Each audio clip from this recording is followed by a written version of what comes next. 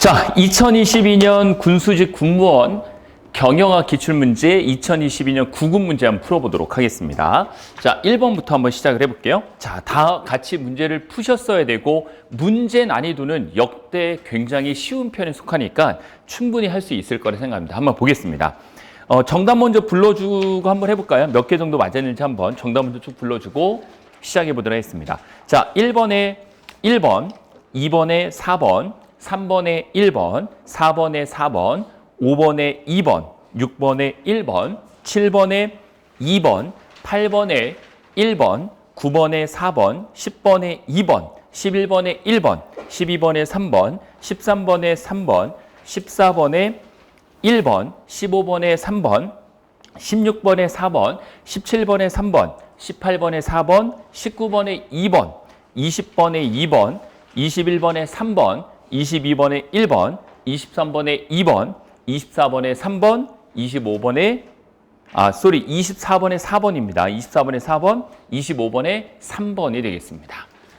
자, 이렇게 해서 여러분들이 맞은 개수를 한번 쉬어보시고 해당하는 편집 문제, 기존의 편집 문제는 혹시 추가적으로 원하시는 학생이 있다면 민주군무원학원 홈페이지 커뮤니티 가시면 거기 올려놨으니까 다운받으시면 됩니다. 추가적으로 푸실 분들은. 자, 시작 한번 해보도록 할게요. 1번부터 보겠습니다. 문제가 깊이 있는 문제가 별로 없어요. 이번 구급 문제는 그래서 굉장히 쉽게 짤막하게 나온 것들 위주니까 한번 보도록 할게요. 1번, 다음 중 일정 기간 내에 생산의 가장 중요한 부분이죠. 절대량이 증가할수록, 자, 절대적인 양이 증가한다. 생산의 양이 증가한다는 거죠. 그럴수록 제품의 단가가 떨어진다. 이유는 무엇이냐? 당연히 여러분 생각할 때 10개를 만드는 거하고 100개를 만드는 거하고 원가는 어디가 훨씬 쌀까요? 100개를 만드는 게 원가가 싸죠. 원가가 싸다는 건 제품 가격을 싸게 받을 수 있다는 거예요. 그게 바로 무슨 경제? 규모의 경제다라고 하는 것을 우리가 이론 시간에 너무 많이 배웠어요. 그래서 정답은 당연히 1번. 규모의 경제가 되는 거고, 규모의 경제라는 것은 투입되는 양이 증대, 즉 생산 규모의 확대에 따른 생산비가 절약된다. 생산비는 생산되는 비용이죠. 비용, 원가가 절약되고 그에 따른 뭐가 발생한다? 수익이 향상이 된다라는 거죠. 이거랑 정반대는 아니지만 이 범위의 경제 같은 경우에는 2종 이상의 제품을 함께 생산할 경우에 한 종만 생산할 때보다 훨씬 더 원가를 낮출 수 있다라고 하는 게 바로 둘 다의 공통점인 코스트 다운. 그렇죠? 그래서 이 범위의 경제에는 어디에 더 좋냐면 차별적 경쟁에 좋은 거예요. 그리고 규모의 경제에는요, 비차별적인 경쟁에서 훨씬 유리한 거죠. 지금 머릿속을 기억을 하고 계셔야 돼요. 자, 경험 효과라는 것은 우리가 배웠던 학습 효과예요. 한번 만들어 본 사람이 훨씬 더 쉽게 만들 수 있고 잘 만들 수 있다라고 하는 게 바로 경험 효과예요. 그래서 여러분들이 예를 들어서 반도체를 생산해 본 회사가 새로운 반도체가 나왔을 때 더 잘 생산할 수 있다는 게 바로 경험 효과다라고 여러분들이 이해를 하시면 됩니다. 그래서 요 1번의 정답은 당연히 1번 규모의 경제가 답이었고요. 2번 뭐 이거 틀리신 분 안 계실 거예요. 가격 책정이라고 되어 있지만 우리 기본서에는 가격 결정 방법이라고 되어 있죠. 가격을 결정하는 4가지 방법이 있습니다. 정답 몇 번이에요? 정답은 올바르지 않은 건 당연히 4번이죠. 재고 지향적인 방법. 재고에 따라서 가격을 매긴다? 말이 안 되는 거죠. 그래서 4가지 방법. 원가 기준, 수요 기준, 경쟁 기준, 고객의 심리 상태 기준. 요 4가지를 가지고 우리가 가격을 매긴다고 했습니다. 대부분 시장에 처음 진입할 때는 4개 중에 어떤 걸 기준으로 가격을 산정해야 될까요? 원가. 원가 기준으로 할 때는 기본적으로 들어가는 원가보다 조금만 높게 받는 거예요. 그래서 시장에 침투 전략을 써서 빨리 시장에 들어가서 품질을 좋은데 가격이 싸다라는 인식을 심어주는 거죠. 자, 그러면 이 원가 부분에 이 부분은 길수록 회사에 유리할까요? 길수록 회사에 불리할까요? 불리하죠. 짧게, 초반에 빨리 들어가야 되는 거죠. 그리고 수요에 따라서 탄력적으로 조정하고 경쟁자의 기준에 맞추는 거, 고객의 심리 상태. 기억나시죠? 다이소는 1,000원이다라고 이런 시간에 계속 이야기를 했어요. 그래서 이 네 가지 올바르지 않은 건 당연히 4번. 재고지향적인 방법은 올바르지 않다.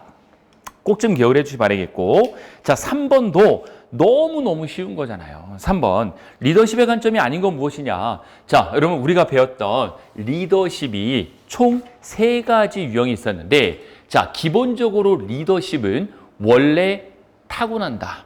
무슨 이론? 특성 이론. 그렇죠. 특성 이론이에요. 특성 이론. 리더십의 가장 첫 번째 이론은 특성 이론이에요. 리더십은 원래 타고나는 거다. 대표적으로 누가 있어요? 이순신 장군이나 광개토대왕. 특성 이론. 자, 그래서 이거는 리더십은 선천적인 거기 때문에 원래 타고난 사람이 리더십을 잘 발휘한다는 이론에서 그 다음에 아니다. 리더십은 타고난 것도 있지만 후천적으로 변할 수도 있다. 그게 바로 뭐예요? 행동 기준이었죠. 행동에 대한 학습을 통해 가지고 지속적으로 바꿔줄 수 있다라는 거예요. 그리고 리더십은 상황에 맞게 변해야 된다. 모든 사람에게 동일한 리더십을 보여주면 MBTI가 E와 I인 사람에게 동일한 리더십을 보이면 I인 사람은 상처를 받을 수 있다라고 하는 이론. 바로 상황 이론이 되는 거죠. 그래서 상황 이론 다음에 오늘날은 아주 중요한 이론. 무슨 이론이세요? 변혁적 리더십이라는 걸로 발전하는 거죠. 순서가요. 알겠죠? 순서 꼭 기억해 주세요. 요 순서다. 그래서 특성 이론, 행동 이론, 상황 이론. 결국은 뭘로 변한다? 변혁적 리더십으로 변한다라는 거예요. 정답은 당연히 전술 이론이라는 것은 해당하지 않죠. 정답은 1번이 되겠습니다. 어렵지 않죠? 이 내용도 충분히 여러분들이 아실 수 있는 내용이고, 특성 이론은 선천적인 이론, 위인 이론, 인걸 이론, 자연적으로 내가 타고난 이론, 자연적 리더십 이론이라고 하는 거고, 후천적인 것은 행동 이론이었다. 학습과 훈련을 통해 리더십은 개발될 수 있다. 상황 이론은 상황에 따라 변해야 된다라고 하는 것들 기억하시고 순서 정도 한 번씩 더 봐주시면 되겠습니다. 자, 4번 문제로 넘어가서 생산관리 목적으로 올바르지 않은 건 무엇이냐. 이것도 생산관리의 4가지 목적 계속 책에서 여러 번 반복되고 있죠. 교원서에서 계속 반복되는 거. 4가지 올바르지 않은 건 뭐냐? 자, 원가, 절감, 품질, 향상, 유연성 확보, 그리고 촉진 강화, 이런 게 어디 있어요? 촉진 강화라는 것은 없죠. 정답은 4번이고, 그래서 4번 문제는 여러분들이 기억하셔야 될 게 생산관리는 기본적으로 기본적인 내용이고 핵심은 기능을 담당하고 있는데, 이런 생산관리를 오늘날은 뭐라고도 이야기하냐면은 운영관리라고도 이야기한다고 했죠. 생산관리 또는 생산활동을 오늘날 운영관리, 오퍼레이션이라고 하는 이유가 뭐냐면 서비스 활동이 추가가 됐기 때문에 운영관리라고도 이야기한다고 했어요. 그래서 이런 생산관리 목적은 뭐냐? 바로 경쟁에서 이기고 효용을 창출하고 고객의 욕구를 충족시켜주고 경제적 생산에 대한 부가가치 창출, 생산성 향상, 품질 향상, 원가 절감, 납품 능력 향상, 유통 및 유연성 확보하는 데 중점을 두고 있습니다. 이 중에는 뭐 어려운 건 없는 거죠. 충분히 알 수 있는 거고, 뭐 효용의 창출 같은 경우에는 들어가는 비용 대비해서 나오는 게 더 많아야 된다는 내용이고, 융통성이 있어야 된다, 유연성이 확보된다라는 것은 고객의 요구에 맞게 많이 생산해 줄 수 있어야 되고 적게 생산할 수 있어야 되는 이 탄력점을 조절할 수 있어야 된다는 것들. 나머지 뭐 충분히 이해되시는 거예요. 당연히 촉진을 강화하는 것은 아닙니다. 정답은 4번. 너무너무 쉬운 문제였고, 5번도 자, 서플라이 체인 매니지먼트에 대한 말이 기대 효과로 올바르지 않은 건 무엇이냐. 이거 틀리신 분 안 계시겠죠.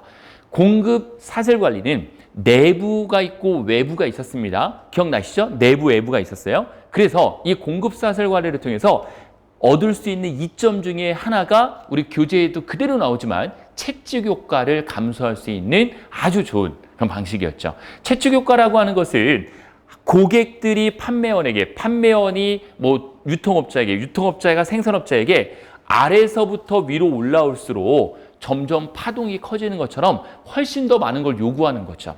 원래 10개를 모자라다고 했는데 위에서는 100개까지 모자라라고 이야기하는 거. 이게 바로 채찍 효과였는데 서플라이 체인 매니지먼트를 활용한다면 이거를 해결할 수 있다고 했죠. 그래서 정답은 당연히 2번 채찍 효과의 감소가 답인 거죠. 이거 틀리면 정말 서운하죠.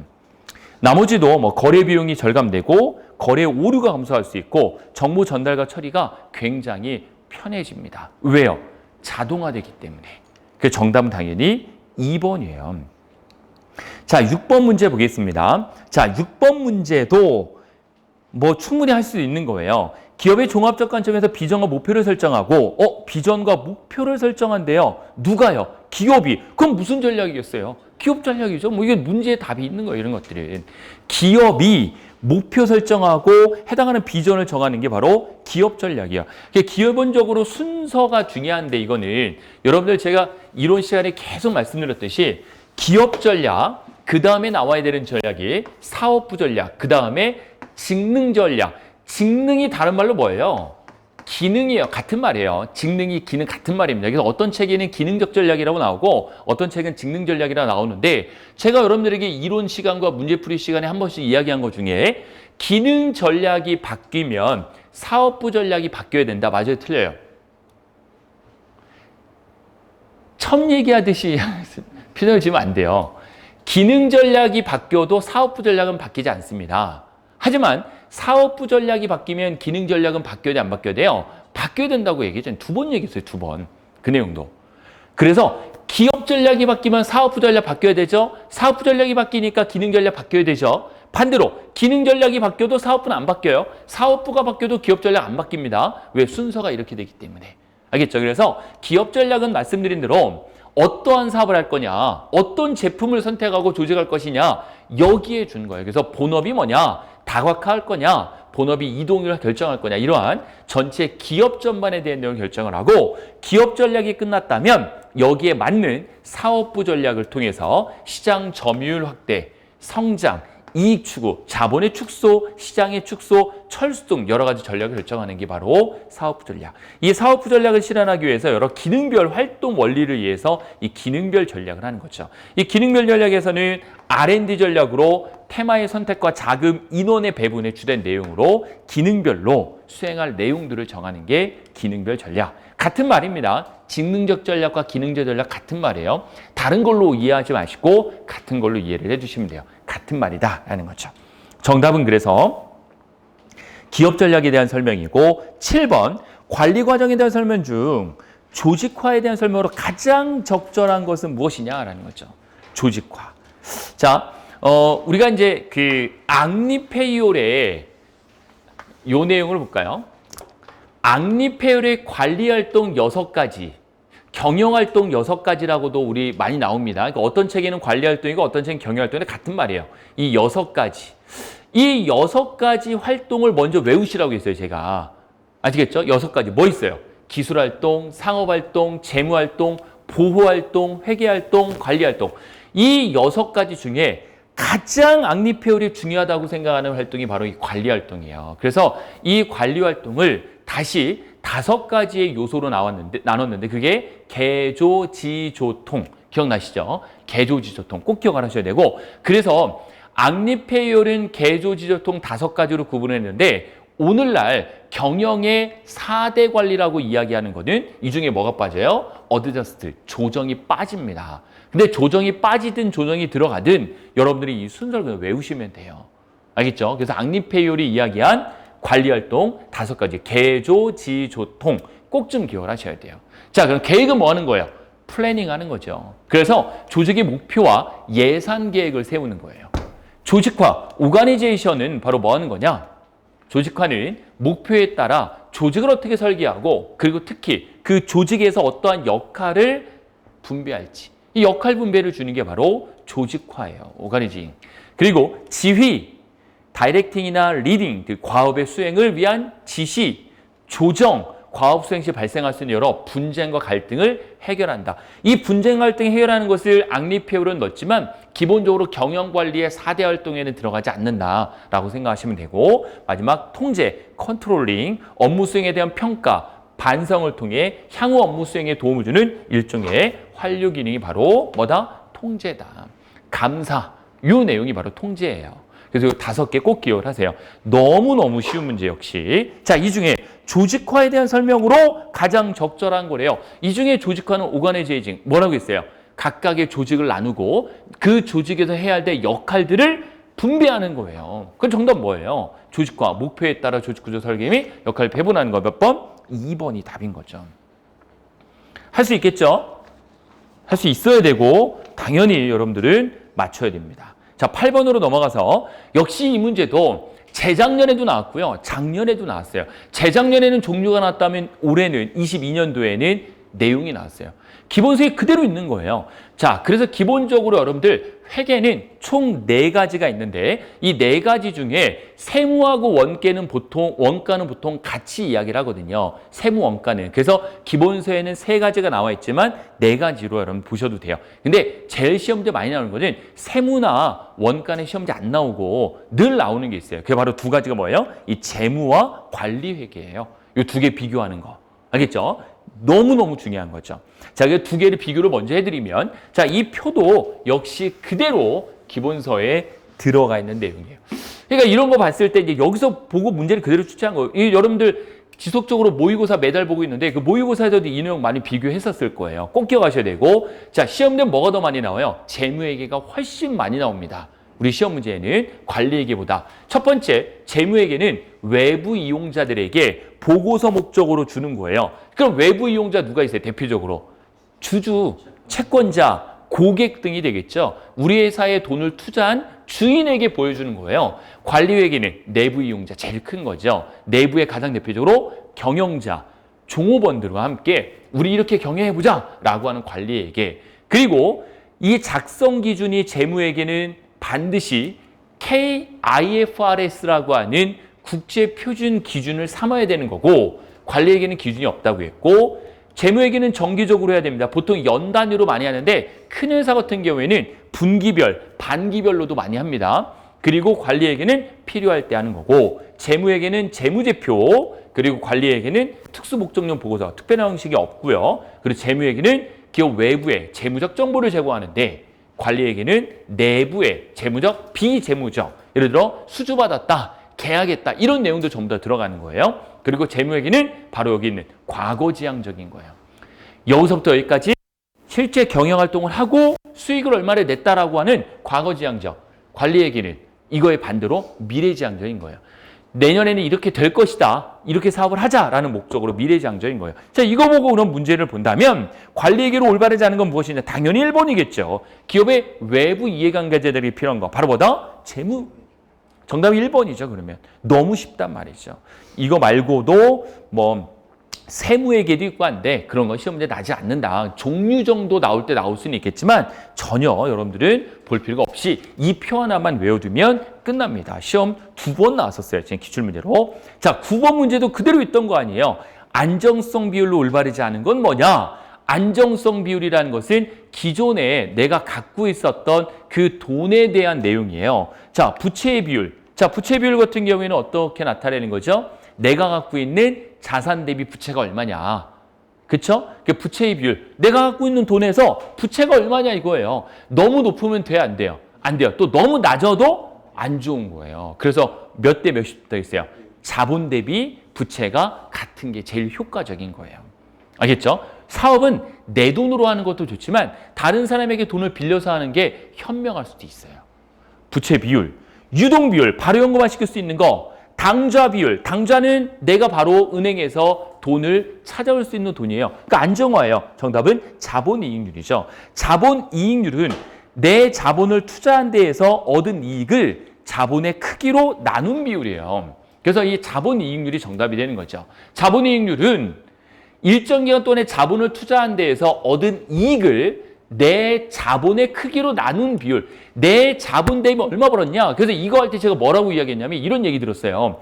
우리 학원에서 1억 벌면 많이 번 거예요. 근데 삼성전자에서 1억 벌었다라는 것은 그냥 하루 점심값밖에 안 되는 거예요.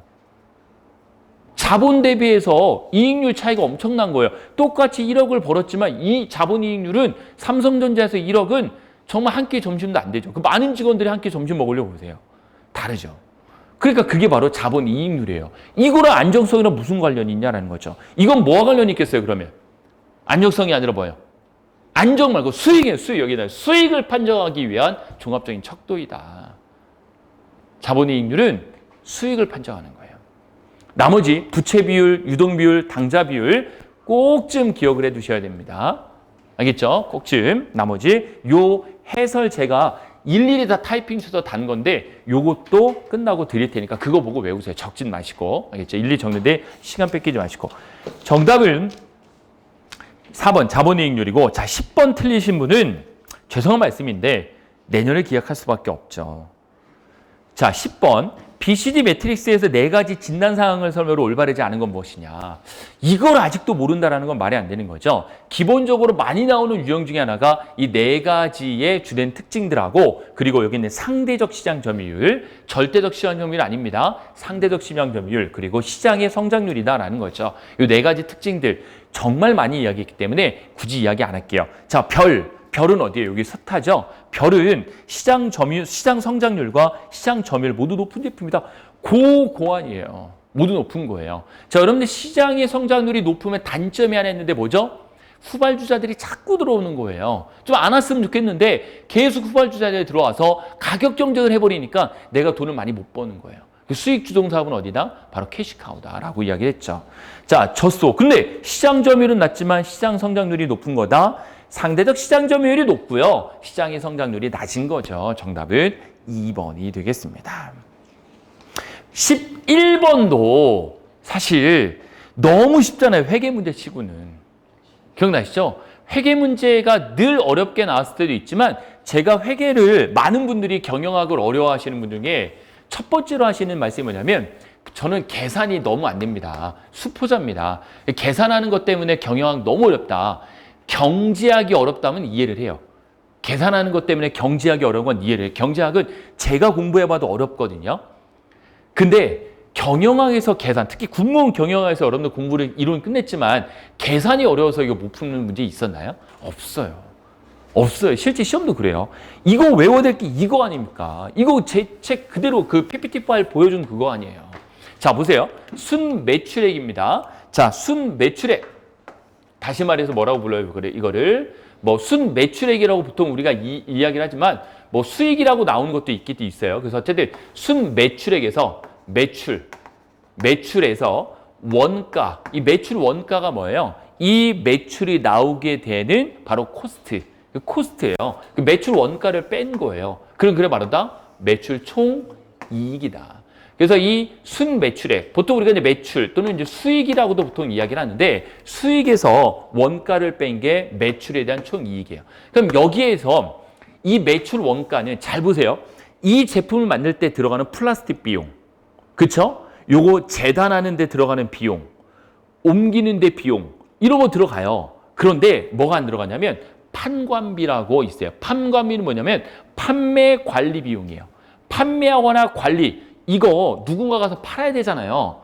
팔려면 매장 임대해야 되죠. 직원 뽑아야 되죠. 전기세 내야 되죠. 판관비를 빼기 전이 매출 총이익이고 매출 총이익에서 판관비를 뺀 게 바로 뭐였습니까? 중요한 영업이익이었어요. 이게 나올 확률이 첫 번째 높고요.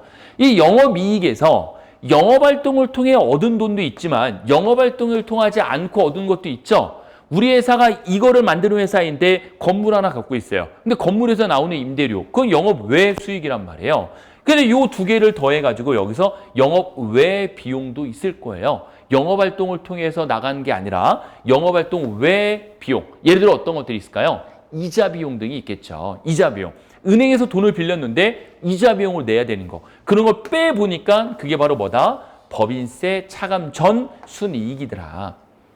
그래서 법인세 차감 전 순이익은 잘 안 나와요.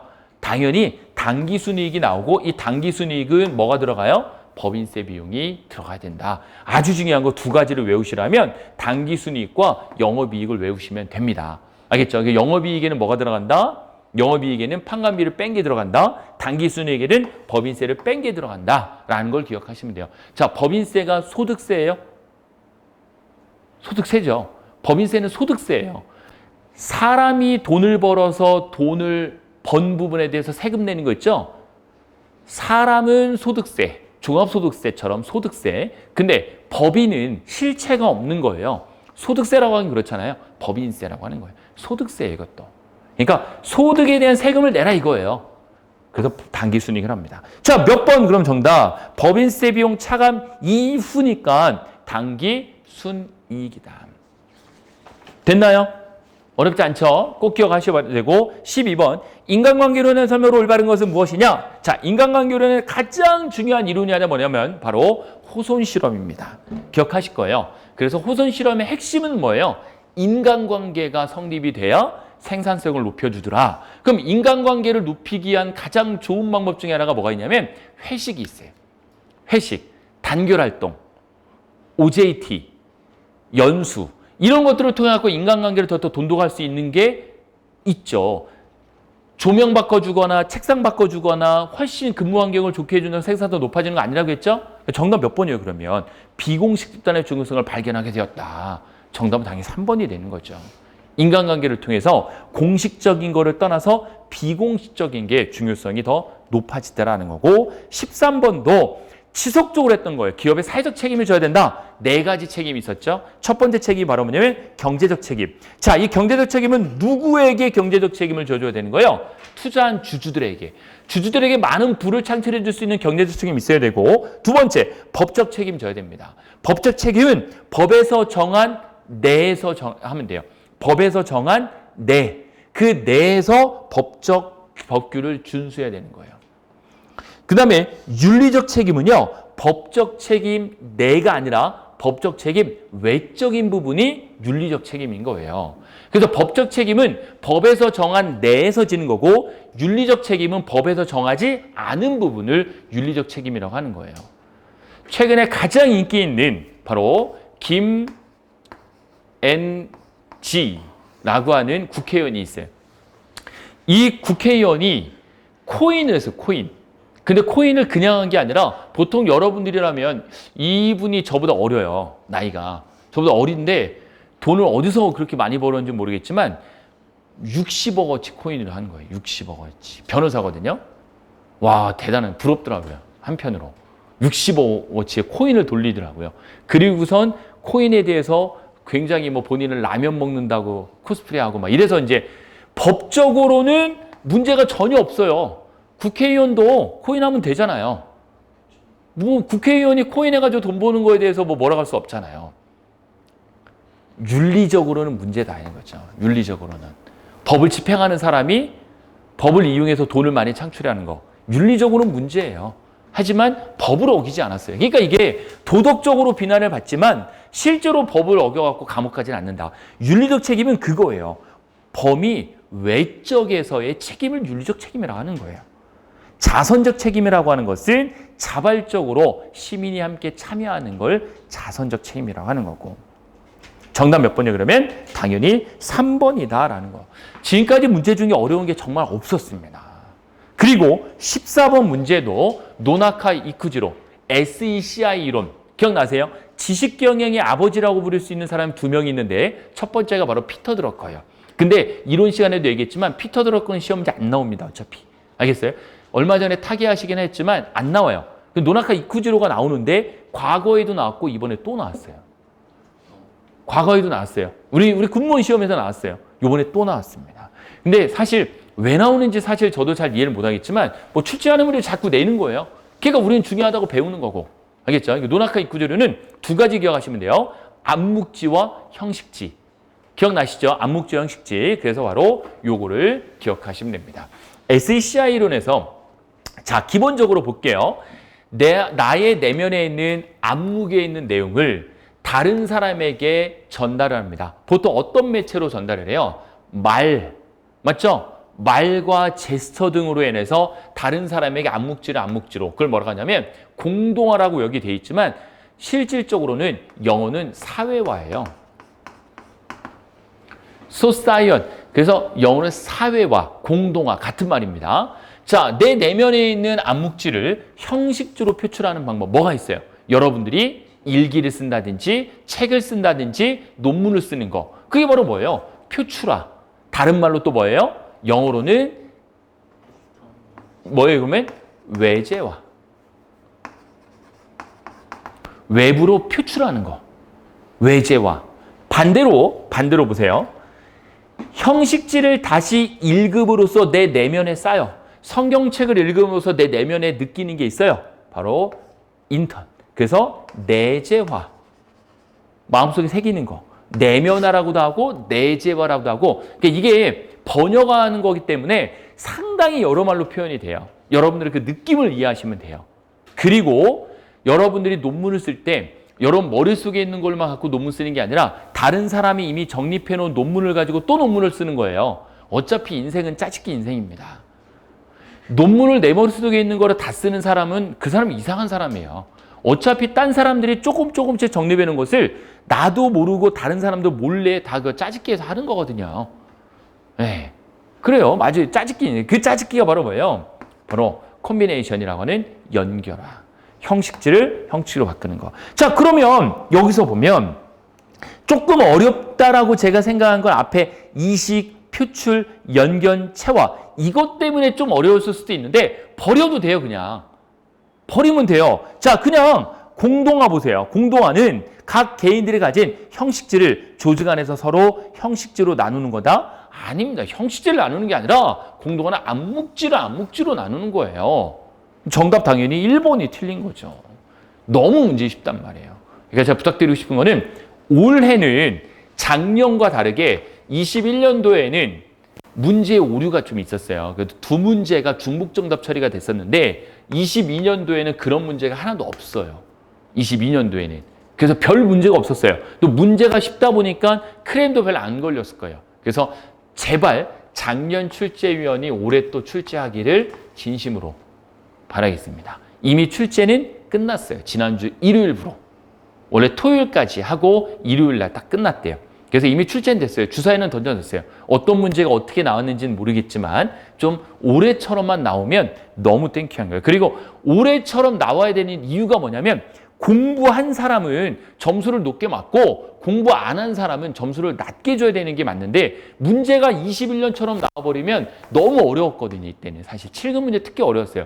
너무 문제가 어려우니까 한 사람이든 안 한 사람이든 운에 따라서 찍기에 따라 성적이 결정되는 건 시험이 아니거든요. 그래서 그 부분은 좀 문제가 있었다. 작년 출제위원이 올해 한 번 더 출제하시기를 진심으로 하나님께 기도하겠습니다. 네.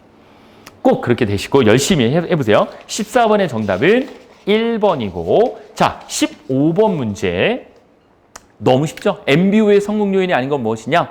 MBO의 성공 요인이 아닌 거? 자 MBO는 한 번 결정되면 중간중간 바뀌어야 돼요? 바뀌면 안 돼요? 바뀌면 안 되죠. MBO 설정했는데 내년에 그 상황이 바뀐 것에 따라서 MBO를 바꾼다? 정답 뭐예요? 유연성이죠. 당연히 유연성. MBO는 절대 목표이기 때문에 목표는 바뀌면 안 돼요.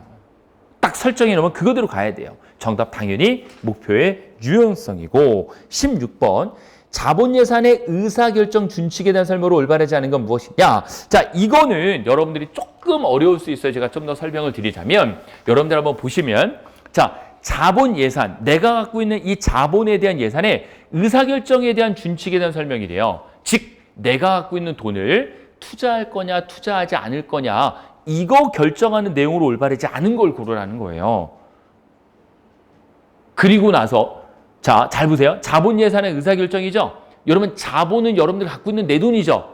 내 돈을 투자할 거냐, 투자하지 않을 거냐 이거거든요. 세 개. 회수기간법이 뭐예요? 내가 갖고 있는 돈을 투자해서 얼마 기간에 최대한 짧은 기간 내에 원금을 회수하는 거죠.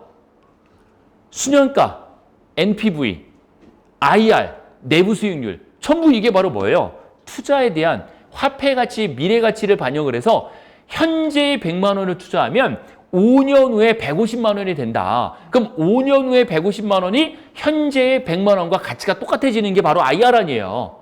거의 맞게 할인해 주는 거. 이게 전부 세 개 다 뭐예요? 자본을 가지고 의사결정하기 위한 거예요. 정답 4번 선입선출법. 선입선출이라는 것은 먼저 들어온 거를 먼저 내보내는 거. 생산관리에 나왔던 거 아니에요. 먼저 들어오는 거 먼저 나가는 거. first in, first out. 먼저 들어온 것을 먼저 내보내는 거예요. 그래서 여기 보면 first in, first out이라고 해서 재고자산의 원가 계산 방법 중에 하나로서 재고자산에 출고될 장부상 먼저 입고된 것이 먼저 출고되는 것으로 간주하는 방법이다. 먼저 들어온 물건을 먼저 파는 것으로 나타낸 방법이 바로 선입선출이에요. 이거랑 자본이랑 무슨 관련이 있어요? 재고랑 관련이 있는 거예요. 그러니까 재고랑. 오케이? 정답 그게 몇 번이에요? 4번이에요. 네. 문제의 정답 찾기는 너무 쉬운 방법이에요. 자, 이 중에 화폐의 시간적 가치를 예상한 거 뭐예요? 두 개죠? MPV랑 IR. 그렇죠. IRR이라고 합니다. 정답은 2, 3번이었죠. 그거는. 자, 여기서 정답은 4번이고 그 다음에 17번 시장 세분화를 통해 기대할 수 있는 효과에 설명으로 올바르지 않은 건 무엇이냐? 자, 이 문제는 조금 여러분들이 생각할 때 답을 찾기는 쉬운데 조금 생각해 보셔야 될 문제이긴 해요. 자, 시장을 세분화한대요. 보세요. 두 가지가 있습니다. 자, 시장이 이만해요. 여기에 내가 갖고 있는 물건을 전체적으로 파는 거. 차별적, 비차별적 어떤 거예요? 비차별적. 차별 없는 거죠. 내가 갖고 있는 물건을 모든 사람에게 다 파는 거예요. 그런데 그러다 보니 이 물건이 필요 없는 사람들에게까지 마케팅을 해야 돼요.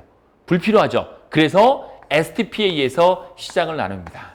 세그멘테이션, 타겟, 포지셔닝. 그래서 시장을 쪼개는 이유가 뭐냐면 이 물건을 필요로 하는 사람에게만 마케팅하고 필요하지 않은 사람에게 마케팅 안 하려고 시장을 나누는 거잖아요. 우선은. 근본적인 목적이 그겁니다. 자, 그랬을 때 이 상황에서요. 첫 번째, 고객들의 욕구를 보다 잘 이해할 수 있다. 자, 이 사람은 필요가 없는데 이 사람 이야기 들을 필요가 없죠. 근데 이 사람 이야기를 들을 필요가 없는데 이 사람도 뭔가 이야기한다면 나에게 절대로 필요 없는 내용이에요. 고객 욕구를 보다 잘 이해할 수 있어요. 필요한 사람에게만 물건을 제공하니까. 마케팅 기회를 더 잘 발견할 수 있다. 맞죠? 마케팅 타겟층을 훨씬 더 잘 잡을 수 있는 거예요. 2번 맞아요. 4번 보시면 기업들이 동일한 소비를 놓고 직접 경쟁하지 않아도 되므로 가격 경쟁이 완화될 수 있다. 다른 기업, 여러분 시장 세분화는요. 다른 기업이 시장 세분화한 거를 보고 우리 기업도 시장 세분화해야 된다, 안 해야 된다? 하면 안 돼요. 시장 세분화는 다른 기업이 정해놓은 걸 보고 우리가 결정하는 게 아니에요. 다른 기업은 철저하게 무시하고 내가 시장을 파악해서 내 스스로 시장을 세분화하는 거예요. 알겠죠? 그래서 요 자기 보시면 기업들의 동일한 소비를 놓고 직접 경쟁하지 않아도 되므로 시장이 같지 않기 때문에 직접 경쟁하지 않아도 되기 때문에 가격 경쟁이 완화될 수 있는 장점이 있는 거예요. 완화될 수 있는 장점이. 예를 들어서 제네시스하고 쌍용하고 가격 경쟁합니까? 왜 안 해요? 쌍용은 중저가 차를 만들어요. 주로. SUV 위주로. 제네시스는 고급 브랜드를 만들어요. 시장이 달라요. 시장이. 가격 경쟁은 안 한다니까요. 그럼 맞는 거 아니에요. 답은 쉽게 찾을 수 있을 거예요. 정답 3번이에요. 근데 3번을 좀 봐야 되는데 잘 보세요. 시장을 쪼개면 쪼갤수록 비용 효용성이 높아지기 때문에 그러면 비용 효용성이 뭘까요? 비용 효용성. 투자한 비용 대비 얻게 되는 효과예요. 자, 그러면 여기 보시면 비용 효용성이라는 것은 코스트 이펙시 시스템을 구축하거나 확장하는 데 드는 비용 대비, 즉 시스템을 만들거나 확장하는 데 드는 비용이 있을 거 아니에요. 이 물건을 만들기 위해서 시스템을 확장하거나 만드는 데 드는 비용 대비해서 그 비용 지출로 얻어지는 효용과 그 비율로 시장 세분화를 하면 할수록 그 비용에 대한 효용성은 어떻게 된다? 낮아지는 거죠. 시장을 쪼개면 쪼갤수록 이 투자한 비용 대비 효용성은 낮아지는 거예요. 근데 거기 뭐라고 돼 있어요?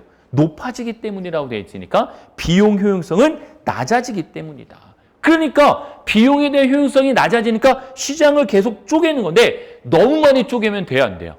그러니까 적당히. 알겠죠? 적당히. 그래서 시장 세분화의 기본적인 조건들이 있는데 가장 대표적으로 측정 가능해야 돼요. 규모가 어느 정도 있어야 돼요. 접근 가능해야 돼요. 기억나시잖아요. 다 우리가 배웠던 거. 그게 가능해야 돼요. 정답은 비용 효용성이 낮아지기 때문이다. 정답은 3번입니다. 이것도. 자, 18번. 이것도 틀리신 분이 뭐 안 계시겠죠? 그렇죠? 정답은 프로세스, 과정이 틀렸고요. 사피해 당하지 않는 거, 이건 뭐 설명을 안 드려도 되겠 정도죠. 자, 그 18번의 정답은 4번이고요. 프로덕트, 그리고 프라이스, 플레이스, 그 하나 프로모션, 촉진이 되는 거고요.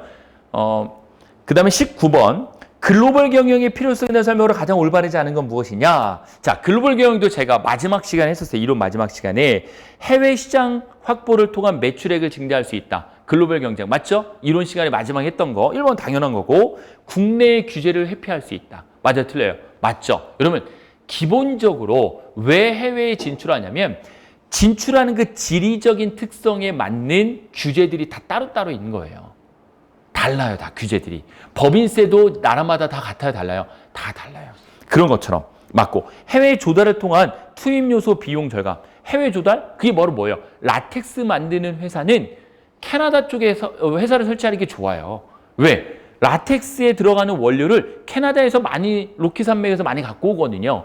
그러니까 해외 조달을 통해 투입 요소 비용을 절감할 수 있는 효과가 있어요. 그런데 지리적 다변화를 통한 위험 집중이라고 되는데 지리적을 다변화시키면 위험이 감소하지 집중이 되지 않습니다. 그래서 정답은 위험 집중이 아니라 위험이 감소되는 효과를 얻을 수 있겠죠. 그러니까 우리가 하나의 지역만 있는 게 아니라 다른 지역으로 계속 뻗어나가는 거예요. 정답은 2번이 틀린 거고 그래서 이 글로벌 경영 글로벌 매니지먼트에 대해서 꼭 기억을 하시고 이 글로벌 매니지먼트라는 것은 기업 활동의 세계 여러 나라를 확대하는 것으로서 제품의 생산 서비스가 판매 그것뿐만이 아니라 여러 연구개발, 인사관리, 경영활동이 한 나라가 안에서 국한되지 않고 국경을 초월해서 이루어지는 것을 글로벌 경영이라고 하는 거죠.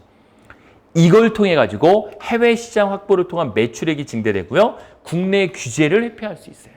그리고 해외 조달을 통한 투입효과 비용이 절감되고요. 노동력이 절감되고 원자재 조달을 쉽게 할 수 있어서 원자재 조달 비용을 감소시킬 수 있고 시장 접근성을 훨씬 더 확대할 수 있는 이러한 장점들을 갖고 있기 때문에 우리나라 대기업들이 해외로 자꾸 나가는 거죠. 정답은 그래서 2번이다라는 거고 그 다음 이어서 나갑니다. 자, 20번. 20번도 역시 제 교재에 그대로 있는 내용이에요. 자, 보세요. 이거 여러분 갖고 있는 기본서 그대로 있는 표 아닙니까? 자, 기본적으로 요 순서에서 늘 시험 문제 많이 나오는 것은 이 식스 시그마가 제일 많이 나오긴 하는데 순서대로 보면 자, 퀄리티 컨트롤, 즉 품질 관리는요.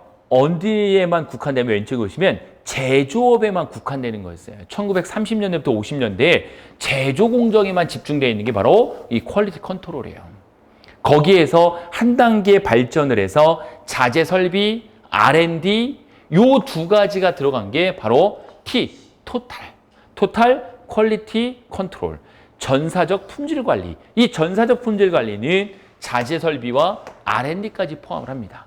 거기에서 바로 사후 관리, AS, 애프터 서비스가 들어간 게 바로 토탈 퀄리티 컨트롤이 아니라 매니지먼트. 그래서 전산업 품질 경영이 이때부터 나온 거고 이때부터 나온 게 국제 표준 기구인 ISO. 그리고 기타 사업 간접 부분까지 모든 영역을 필수로 하고 있는 품질 관리의 대표적인 시그마 6까지 꼭 기억을 하셔야 돼요. 아시겠죠? 그래서 이것만 봐도 답 나오네요. 품질 관리를 올바르지 않은 건 무엇이냐? 정답 몇 번이에요? 나번이죠. QC는 모든 업종에 적용되는 게 아니라 QC는 어디에? 제조업에 국한된 겁니다. 제조업에. 아시겠죠? 정답은 2번이고 21번. 재고관리의 비용의 유형으로 올바르지 않은 건 무엇이냐? 자, 이거는 그냥 문제 읽으면 답 나오는 거 아니에요? 자, 3번을 보면 재고 유지 비용이래요. 재고 유지 비용은 뭐죠, 영어로? 코스트 오브 인벤토리. 기억나세요? 이거요.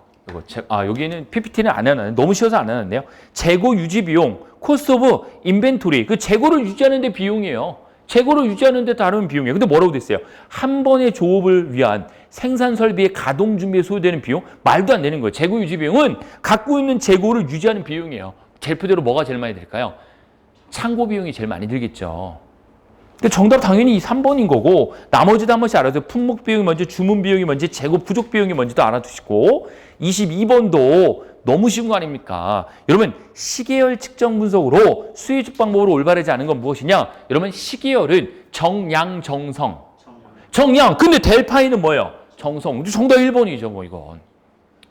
문제 이렇게 나온단 말이에요. 이것도 우리가 지속적으로 계속 해본 거예요. 시계열 분석에서 꼭 기억하셔야 되는 거 트렌드, T, 순환, 사이클링, 계절, 시즌, 그리고 불규칙 I에서 TCSI의 시간 흐름에 따라 순서를 관측하는 것으로서 이 델파이법은 전문가 또는 담당자가 주관적인 정양적 예측 기법이라고 이야기했고요. 기억나시죠? 꼭 좀 기억을 해주시고 나머지도 보시면서 꼭 알아두시기 바랍니다. 자, 23번으로 넘어가는데 경영학을 공부 안 하신 분들이 이 문제를 보면 너무 어렵다고 생각하는데 우리는 이거는 뭐 눈 감고도 맞출 수가 있는 거죠. 그렇죠? 차변, 대변에 넣어야 될 거. 그래서 이런 문제 보면요. 이 내용이 제 책에 그대로 돼 있어요. 분계 예제 그대로 나와 있는 거예요, 이게. 그대로 나와 있어요, 그대로. 4만 원 상품을 구매하는데 만 원을 현금으로 지급했다. 나머지 3만 원은 외상으로 지급했다. 자, 그러면 4만 원 상품을 구매했으니까 나에게 상품이 들어온 거죠? 얼마짜리? 4만 원짜리. 잔존가치 얼마? 4만 원. 그러니까 차변에 들어갈 건 뭐예요? 상품 4만 원. 상품 4만 원 왼쪽 들어와야죠, 차변에. 대변에 들어갈 것은 현금 만 원 줬다고 했죠? 그리고 내가 줘야 될 돈. 나는 뭐예요? 채권자예요, 채무자예요. 내가 줘야 될 사람은 채무자고 받을 권리는 채권이에요. 이거 틀린 사람 없을 거 아니에요. 3번 찍는 사람 없을 거 아니에요. 그래서 줘야 되는 건 채무가 있다. 줘야 될 돈이 있다. 채권이 있다. 받아야 될 돈이 있다라는 거예요. 정답 2번 아닙니까? 너무 쉽단 말이에요. 너무 쉬워요. 차변은 상품 4만 원짜리 얻었으니까 뭐예요, 그러면? 차변은 자산의 거래에 팔렸으니 자산의 증가. 오케이. 자산의 증가. 자, 오른쪽에 대변에는 자본이 감소됐다고요? 절돈이 있으니까 부채의 감소. 부채의 증가. 절돈이 줘야 될 돈이 부채의 증가 있잖아요. 부채. 매입 채무가 있잖아요. 부채의 증가. 그리고 아까 현금 만 원이니까 말씀하신 대로 자본도 줄어든 게 맞긴 하죠. 근데 자산이 줄어든 거. 근데 중요한 거는 부채의 증가다. 연결한다면. 그게 금액이 크니까. 이거 할 줄 알아야 됩니다. 알겠죠? 24번만 기본서에 없는 거지만 이거 지난주에 문제풀이 할 때 했던 거란 말이에요. 기억나시죠? 단원별 문제풀이 할 때 했어요. 그래서 그거 알면 이거 그대로 할 수 있는 겁니다. 리스크, 투자할 리스크에 대한 특정 기업에만 국한된 위험이 있고 모든 인더스트리, 모든 산업에 위험이 되는 게 있을 수 있다고 했죠. 그래서 특정 기업에만 위험한 것은 비체계적인 거고 모든 산업, 모든 기업의 전부 위험으로 존재하는 것은 체계적 위험이라고 했어요. 두 가지 기억하시면 됩니다. 그래서 체계적 위험은 전체 인더스트리나 특정이 아니라 전체 시장과 관련된 위험. 금리가 지금처럼 엄청나게 높아지고 있거나 하는 거. 금리가 높은 이유는 왜 금리가 높을까요? 물가를 잡으려고 금리를 올리는 거예요. 물가를 잡으려고. 알겠죠? 금리를 그냥 올리는 게 아니라 물가가 너무 많이 올라가면 돈 있는 사람은 그렇게 걱정 안 해요. 왜? 은행이 어차피 돈이 많이 들어가 있으니까 예금 계속 이자 나오니까 걱정 안 해요. 근데 진짜 힘든 사람은 서민이란 말이에요. 어차피 돈이 없는데 물가가 올라가면 더 힘들어지는 거예요. 그래서 금리를 올리는 이유는 금리가 올라가면 물가를 잡을 수 있거든요. 인플레이션, 그리고 시장 위험, 비체계적인 위험은 특정 회사가 파산하거나 재무적으로 위협이 있는 거 기억하셔야 됩니다. 그래서 여기서 특정 기업만이라고 했으니까 비체계적인 위험 4번이 된 거고요.